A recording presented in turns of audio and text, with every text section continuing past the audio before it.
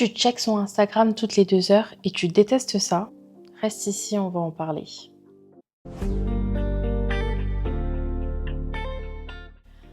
Coucou, bienvenue dans ma nouvelle vidéo, bienvenue aux nouveaux et aux nouvelles. Je propose du contenu pour vous aider dans votre vie de tous les jours. Je tiens à vous dire que c'est totalement normal d'avoir mal après un gourmand. C'est totalement normal de se sentir pas bien, de perdre confiance en soi. Checkez l'Instagram de la personne. Ne vous inquiétez pas, il n'y a pas de honte à avoir. On a tous passé par là. Et je suis là aujourd'hui pour vous apporter des conseils pour que ça reste quelque chose de passager et pas quelque chose de destructeur. Donc le premier conseil que j'ai à vous apporter, c'est de couper tout contact avec la personne concernée. Je sais que c'est pas facile. Je sais que des fois, on a du mal à faire ça parce qu'on s'accroche un petit peu à la personne ou on veut garder un petit peu un regard sur ce que fait la personne. Mais si vous voulez avancer et guérir, c'est la pire des choses à faire, de garder un contact. Et quand je dis ça, ça veut dire en gros bloquer, supprimer sur les réseaux sociaux, sur Snapchat, sur TikTok, sur Instagram, partout. Bloquer. Si la personne continue à vous envoyer des messages, de bloquer la personne. Pourquoi ? Tout simplement parce que le fait de garder contact avec la personne, en fait, et que chaque jour, quand vous vous réveillez et que vous allez checker vos réseaux sociaux, vous tombiez sur une publication de la personne ou sur une story de la personne, en fait, ça fait que constamment, vous allez vous rappeler de l'existence de cette personne-là, ok ? Donc, c'est pas mal, en fait, on vous demande pas d'oublier, en fait, ce qui s'est passé, la relation, etc., mais d'avancer, ok ? Et au début, ça demande le moins possible voir cette personne-là, en fait, parce que tout simplement, sinon votre cerveau va avoir du mal à passer à autre chose, en fait. Si vous voyez toujours la tête de votre ex, ça va être compliqué, en fait, de passer à autre chose. Donc, supprimer. Prends ton téléphone, Mago. Si t'as pas supprimé monsieur, faut le faire. Tu bloques. Tu le gardes sur ton téléphone, pourquoi ? Entre moi et toi. Voilà. Donc, supprimer la personne. Et quand je parle de ça aussi, c'est-à-dire que toutes les personnes qui sont en mode non mais on reste en bon terme, on reste amis. Niet, c'est la même chose, hein. C'est que en fait vous gardez contact avec cette personne-là et ça fait que en fait vous pouvez pas faire le travail nécessaire en fait pour passer à autre chose en fait, vu que vous voyez toujours cette personne. Deuxième conseil, c'est se reconnecter avec soi. Donc en gros, c'est de passer du temps en fait avec soi-même.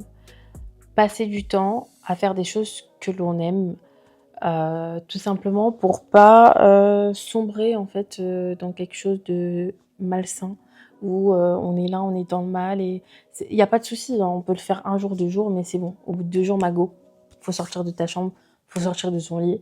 C'est pas la fin du monde, la vie reprend son cours.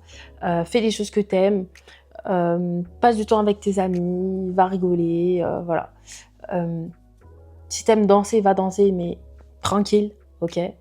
Moi, personnellement, je ne conseillerais pas, pour les fêtards, là, je ne conseillerais pas de faire ça après une rupture parce que ça peut... Vous pouvez vous accrocher à quelque chose de mauvais parce que voilà, on sait tous que dans les soirées, voilà, il y a de l'alcool, il y a des mecs ou des meufs, voilà, c'est pas très très beau. Mais en tout cas, faites des choses que vous aimez, des choses qui vous font sentir bien.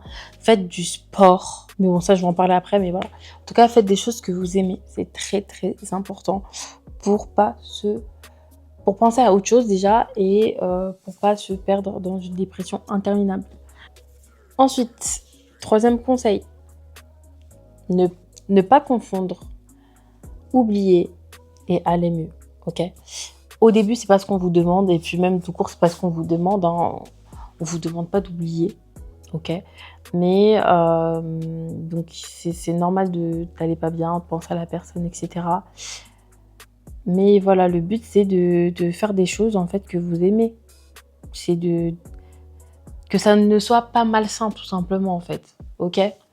Donc en gros, par exemple, pensez à la personne, mais aller au cinéma, voir ses amis, machin, tu vois, aller en cours, parce que vous avez cours. Il n'y a pas de souci, c'est normal, c'est normal. Ça fait partie du processus. Mais penser à la personne et rester dans sa chambre, chialer toute la journée, sécher les cours parce qu'on ne se sent pas bien, ne pas aller au travail parce que le gourmand est trop salé. Non, mago. Tu peux me faire ça un jour, mais ça y est, genre, tu vois. Parce que le problème avec ça, c'est que si vous écoutez trop votre mal-être et vous laissez trop votre mal-être prendre le contrôle de votre vie, bah vous allez gâcher votre vie en fait. Vous allez gâcher votre vie parce que tout ce qui est bien dans votre vie, le sport, les cours, le travail, tout ce qui vous permet d'évoluer, et ben vous allez le laisser de côté pour mettre en avant votre mal-être. Et quand votre mal-être va partir, vous allez vous rendre compte que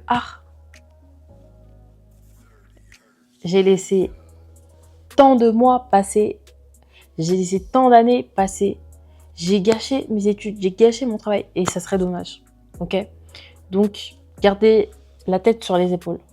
Le dernier conseil que je peux vous donner, c'est de ne pas vous voiler la face et de vous analyser. C'est très important de s'analyser, de faire une introspection sur soi-même et d'être capable de voir si vous êtes dans un gourmand ou si ça vire à la dépression. Parce que dans une relation passée, on peut apporter des bagages avec nous en fait, ou apporter des traumas, porter plutôt des traumas ou on peut porter des traumatismes en fait, et c'est important de les régler. Peut-être que vous avez perdu confiance en vous, peut-être qu'on vous a frappé, peut-être que cette personne-là vous a isolé de tout le monde, enfin bref, on ne sait pas. Donc, c'est important de faire une introspection sur soi-même et de voir si on a besoin d'aller voir le psy. Ce n'est pas mal d'aller voir le psy, il faut arrêter. Je sais que dans certaines communautés, c'est un peu mal vu. En mode, c'est le médecin pour les fous. Mais non, en fait. Au bout d'un moment, on veut avancer dans nos vies. On veut être stable mentalement.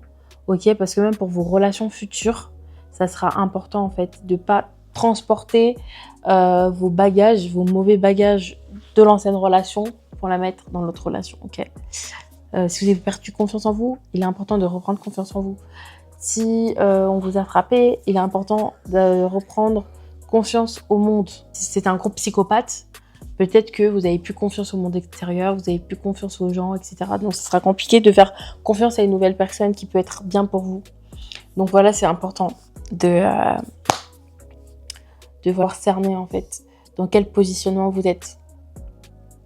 Un autre conseil que je peux vous apporter, c'est de faire du sport, même si vous n'aimez pas. Pour ceux qui aiment le sport, tant mieux pour vous. Mais pour ceux qui n'aiment pas le sport aussi, c'est important de faire du sport. Pourquoi ? Parce que le sport, déjà, ça vous apporte une discipline.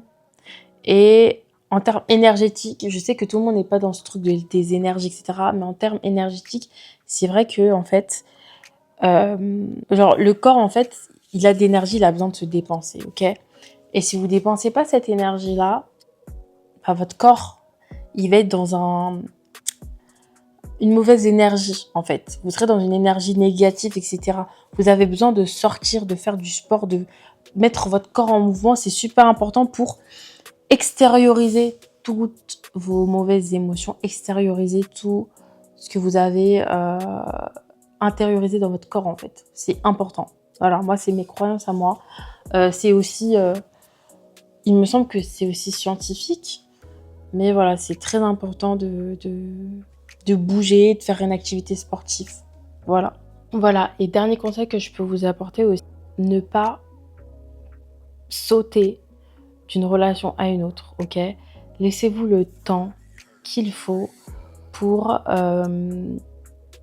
apprendre en fait ce que vous avez à apprendre de l'autre relation que vous avez eue, à apprendre les leçons que la vie vous a apportées et laissez-vous le temps d'apprendre à vous connaître, vous. C'est super important parce que sinon vous risquez de pas comprendre en fait ce que la vie a voulu vous apprendre en fait lors de cette dernière relation et en fait de reproduire les mêmes erreurs que vous avez produites dans votre dernière relation avec votre nouveau partenaire. Et ça risque aussi, comment dire, aussi vous risquez de transporter les traumas en fait de votre ancienne relation dans votre nouvelle relation. Ok, donc c'est super important de ne pas se précipiter et de prendre le temps pour vous, du temps pour vous remettre en forme, du temps pour guérir tout ce que vous avez à guérir tout simplement. C'est toujours mieux. Après, je vous demande pas de guérir complètement parce qu'on guérit jamais vraiment complètement. Et puis même des fois, notre partenaire peut nous aider, mais il y a un minimum, ok. Donc laissez-vous le temps, mes petites choupettes. Donc voilà, j'espère que vous avez aimé ma vidéo. C'est des petits conseils que je vous apporte aujourd'hui qui vont vous aider à aller mieux dans votre couple. Je l'espère mes go. Et voilà, en tout cas, sachez que vous n'êtes pas seul. Au moment où vous regardez cette vidéo, il y a plein d'autres jeunes filles qui sont dans le même état que vous.